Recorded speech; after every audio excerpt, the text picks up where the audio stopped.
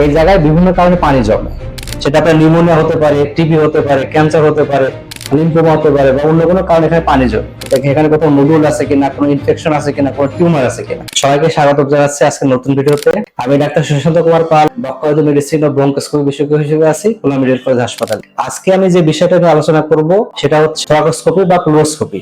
এই পরীক্ষাটা আমাদের পদ্মার এপারে এতদিন কিন্তু কোথাও হয় নাই। আমি শুধুমাত্র সন্ধানী ক্লিনিক ডায়াগনস্টিক সেন্টারে এই থোরাকোস্কোপি বা ফ্লুরোস্কোপি পরীক্ষা শুরু করছি। এই থোরাকোস্কোপি বা ফ্লুরোস্কোপি পরীক্ষাটা আসলে কি? এটা হচ্ছে আপনারা জানেন আমাদের বুকের যে ছাতি থাকে বা বুকের যে চেস্ট অল বলে, আমরা চেস্ট অলের ভিতরের দিকে একটা পর্দা থাকে, এর মধ্যে যে ফুসফুস থাকে, ফুসফুসের বাইরে একটা পর্দা থাকে, এটাকে বলে প্লুরা। এই প্লুরার দুটো পার্ট থাকে, একটা থাকে চেস্ট অলের সাথে লাগানো, আর একটা থাকে ফুসফুসের যে ফুসফুস যেটা থাকে ফুসফুসের বাইরের অংশের সাথে লাগানো। এই দুটো মাঝখানে একটা কি থাকে, পটেনশিয়াল স্পেস বা ফাঁকা জায়গা আছে, এটা কিন্তু প্লুরাল স্পেস। এই জায়গায় বিভিন্ন কারণে পানি জমে, সেটা আপনার নিউমোনিয়া হতে পারে, টিবি হতে পারে, ক্যান্সার হতে পারে, লিম্ফোমা হতে পারে, বা অন্য কোনো কারণে এখানে পানি জমে। অনেক সময় দেখা যায় যে পানি জমার ফলে আমরা পানি কি করি, প্রথমে পরীক্ষা করি, পানি বের করে পরীক্ষা করি, কিন্তু বের করার পরেও পরীক্ষা করার পরেও অনেক ক্ষেত্রে রোগ ধরা পড়ে না। তখন যে পরীক্ষাটা করি সেটার নাম হচ্ছে ফ্লুরোস্কোপি বা থোরাকোস্কোপি। এটা কি? যেটা হচ্ছে একটা পাতলা একটা টিউব থাকে, টিউবের মাঝখানে ক্যামেরা এবং লাইট থাকে, যেটা আমরা বুকের এক মাঝখানে কি করে একটা ছিদ্র করি, অল্প ছোট একটা ছিদ্র করে ওই ছিদ্র দিয়ে আমরা ক্যামেরাটা ঢোকাই। ঢোকানোর পরে আমাদের ফুসফুসের যে প্লুরাল যে ক্যাভিটি আছে, এই জায়গাটা আমরা দেখি যে এখানে কোথাও নোডুল আছে কিনা, কোনো ইনফেকশন আছে কিনা, কোনো টিউমার আছে কিনা। যদি কোনো নোডুল, টিউমার বা ইনফেকশন থাকে, সেখান থেকে কি করে আমরা মাংসের টুকরা নিয়ে আসি। এই টুকরা নিয়ে এসে মাংসের টুকরা আমরা পরীক্ষা করতে দিই এবং দেখা যায় যে আলটিমেটলি রোগটা ধরা পড়ে। এই যে পরীক্ষা, এটাকে বলি আমরা থোরাকোস্কোপি বা ফ্লুরোস্কোপি। এখন কাদের ক্ষেত্রে আমরা করি? প্রথম যে ইন্ডিকেশন সেটা হচ্ছে যে যাদের ফুসফুসে পানি জমেছে, পানি জমার কোনো কারণ আমরা নির্ণয় করতে পারতেছি না, এটা হচ্ছে প্রথম একমাত্র ইন্ডিকেশন। 2 নম্বর হচ্ছে অনেক সময় দেখা যায় ফুসফুসে পানি জমতেছে কিন্তু কোনো কারণ পাচ্ছি না, তখন আমরা কি করি, অনেক সময় প্যারাটাল যে প্লুরা থাকে, আমাদের বুকের দিকে যে প্লুরা থাকে ওখান থেকে আমরা মাংস নিয়ে আসি, এগুলো আমরা প্লুরাল বায়োপসি। এই বায়োপসি করার জন্য কিন্তু এই ফ্লুরোস্কোপি বা থোরাকোস্কোপি পরীক্ষা করা যেতে পারে। 3 নম্বর হচ্ছে অনেক সময় ফুসফুসে পানি জমে, পানিগুলো কি হয়, একটা জায়গায় জমে থাকে অথবা পকেটে বিভিন্ন জায়গায় জমে থাকে। ফলে আমি যদি টিউব দিলে কিন্তু এটা পানি বের হয়ে আসে না। তখন কিন্তু থোরাকোস্কোপি করে আমরা যে টিউব যে পকেটগুলো আছে, পকেটগুলো ভেঙে দিতে পারি। ভেঙে দেওয়ার পর কি হবে, পানিগুলো আমরা বের করে নিয়ে আসতে পারি। 4 নম্বর হচ্ছে অনেক সময় ফুসফুসে পুজ জমে, পুজ জমার পর দেখা যাচ্ছে আমি নর্মালি টানে যদি টানতে যাই সিরিঞ্জ দিয়ে, কিন্তু আসতে চায় না। তখন এই পুজ বের করার জন্য কিন্তু আমরা থোরাকোস্কোপি বা ফ্লুরোস্কোপি পরীক্ষা করতে পারি। এটা সুবিধা কি? সুবিধা হচ্ছে আমরা ফুসফুসের ভিতরের অংশটা কিন্তু আমরা দেখতে পারি, চেস্ট অল এবং ফুসফুসের ভিতরে যে অংশটা আমরা বললাম যে প্যারাটাল প্লুরা, এই অংশটা আমরা স্পষ্ট ক্যামেরার সাহায্যে দেখতে পারি।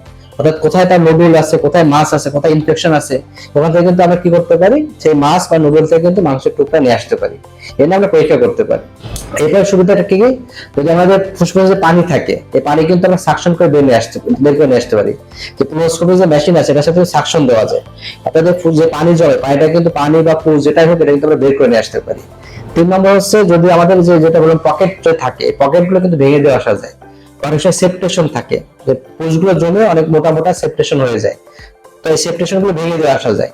ভেঙে দিলে কি হয়, সহজে কিন্তু পানিটা বের হয়ে আসে। এটা হচ্ছে সব থেকে এটার সুবিধা।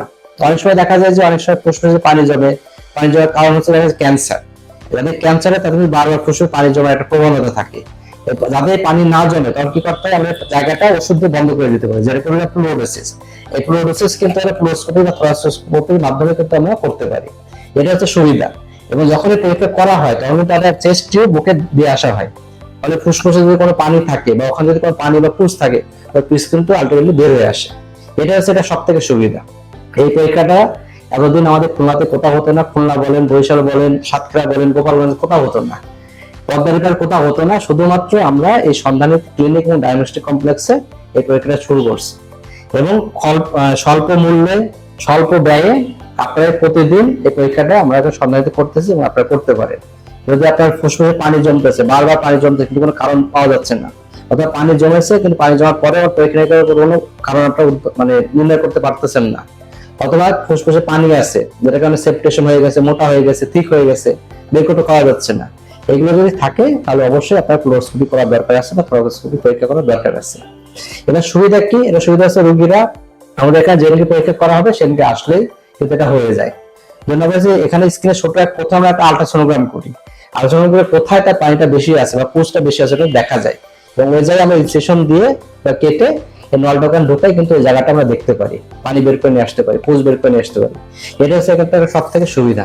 যাদের দেখা যাচ্ছে ফুসফুসে পানি জমে তাদের হচ্ছে বলা হয়, যাদের যদি ক্যান্সার থাকে, ক্যান্সার আমাদের বইপত্রে বলা আছে 60% ক্ষেত্রে এই পানি জমার কিন্তু ক্যান্সারের জীবাণু এটা আমরা পেয়ে থাকি, কিন্তু বাস্তবে কিন্তু দেখা যায় যে 20 ভাগের ক্ষেত্রে কম ক্ষেত্রে কিন্তু পাওয়া যায়।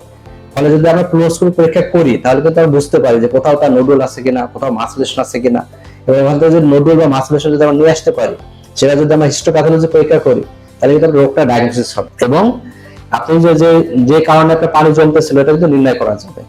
এর জন্য থোরাকোস্কোপি বা ফ্লোরোস্কোপি পরীক্ষা করা হয়। আপনাদের যদি কারো, আমি বারবার বলি যে কারো যদি ফুসফুসে পানি জমার কোনো কারণ নির্ণয় করা যাচ্ছে না, বারবার পানি জমতেছে, ফুসফুসে কোনো এক জায়গায় পানি একটা জায়গায় জমে আছে অথবা অনেকগুলো পকেট হয়ে আছে, ফুসফুসে যদি পুজ হয়ে আছে, এগুলো কিন্তু নির্ণয় করতে এবং এটাকে বের করতে আমরা থোরাকোস্কোপি বা ফ্লোরোস্কোপি পরীক্ষা করে থাকি।